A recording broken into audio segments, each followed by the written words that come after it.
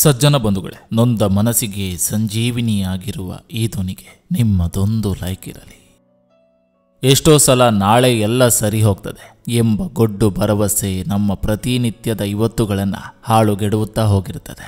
ಗಮನಿಸ್ಕೊಳ್ಳಿ, ನಾಳೆ ಮಾಡೋಣ, ನಾಳೆ ಓದೋಣ, ನಾಳೆ ರಾಜಿ ಮಾಡಿಕೊಳ್ಳೋಣ, ನಾಳೆ ಸಾಲ ತೀರಿಸೋಣ, ನಾಳೆಯಿಂದ ಪರೀಕ್ಷೆಗೆ ಸಿದ್ಧತೆ ಪ್ರಾರಂಭಿಸೋಣ, ನಾಳೆಯಿಂದ ಕುಡಿತ ಬಿಡೋಣ, ಹೀಗೆ ನಾಳೆಯ ಬಗ್ಗೆ ಹೋಪಿಟ್ಟುಕೊಳ್ಳುತ್ತಲೇ ನಾವು ನಮ್ಮ ಇವತ್ತುಗಳ ಮೇಲೆ ಚಪ್ಪಡಿ ಎಳೆದು ಬಿಟ್ಟಿರ್ತೇವೆ. ಸತ್ತವರೆಲ್ಲ ಸಂಪಾದನೆಯನ್ನು ಹೊತ್ತು ಹೋಗುವಂತಿದ್ರೆ ಸಾಯೋಕ್ಕೂ ಬಿಡ್ತಿರ್ಲಿಲ್ಲ ಈ ನನ್ನ ಮಕ್ಕಳು. ನಮ್ಮೆಲ್ಲರ ಬಿಗ್ ಬಾಸ್ ಆ ಭಗವಂತ ಪ್ರತಿದಿನ ಒಂದೊಂದು ಟಾಸ್ಕ್ ಕೊಡ್ತಾನೆ. ಗೆಲ್ಲೋದು ಬಿಡೋದು ನಮ್ಮ ಸಾಮರ್ಥ್ಯ.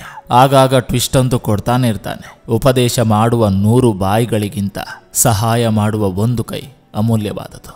ಕತ್ತಲಲ್ಲಿ ನೆರಳೆ ಮಾಯ, ಕಷ್ಟದಲ್ಲಿ ಸಂಬಂಧಿಕರು ಮಾಯ, ದುಡ್ಡಿಗಿರೋ ಬೆಲೆ ಮನುಷ್ಯನಿಗಿಲ್ಲ.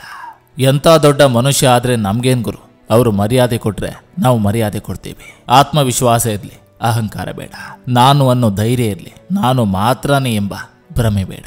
ಹುಡುಕುವುದಕ್ಕಿಂತ ಸಿಕ್ಕಿರೋದನ್ನ ಕಾಪಾಡ್ಕೊಳ್ಳಿ. ಕೆಲವೊಮ್ಮೆ ಪಡೆದುಕೊಳ್ಳುವುದಕ್ಕಿಂತ ಉಳಿಸಿಕೊಳ್ಳೋದು ಮುಖ್ಯ ಆಗುತ್ತೆ. ಕೆಲವು ಬಾರಿ ನಮ್ಮ ಒಳ್ಳೆತನವೇ ನಮಗೆ ಮುಳ್ಳಾಗುತ್ತೆ. ಸಹಾಯ ಮಾಡುವವರ ಕೈಯಲ್ಲಿ ಸಂಪಾದನೆ ಇರಲ್ಲ, ಸಂಪಾದನೆ ಮಾಡಿರುವ ಕೈಗಳಿಗೆ ಸಹಾಯ ಮಾಡುವ ಗುಣ ಇರೋದಿಲ್ಲ. ಅಮ್ಮ ಎಂದರೆ ಬರೀ ಪದವಲ್ಲ, ಪದೇ ಪದೇ ಸಿಗುವ ವಸ್ತುವಲ್ಲ.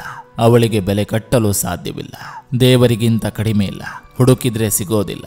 ಇವಳನ್ನು ಒಮ್ಮೆ ಕಳೆದುಕೊಂಡರೆ ಜೀವನದಲ್ಲಿ ನೆಮ್ಮದಿನೇ ಇಲ್ಲ.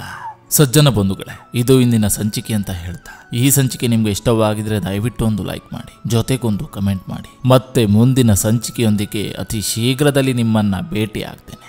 ನಿಮ್ಮೆಲ್ಲರ ಮನಸ್ಸು ಪ್ರಶಾಂತವಾಗಿರಲಿ ಅನ್ನೋದು ಈ ವಾಹಿನಿಯ ಉದ್ದೇಶ.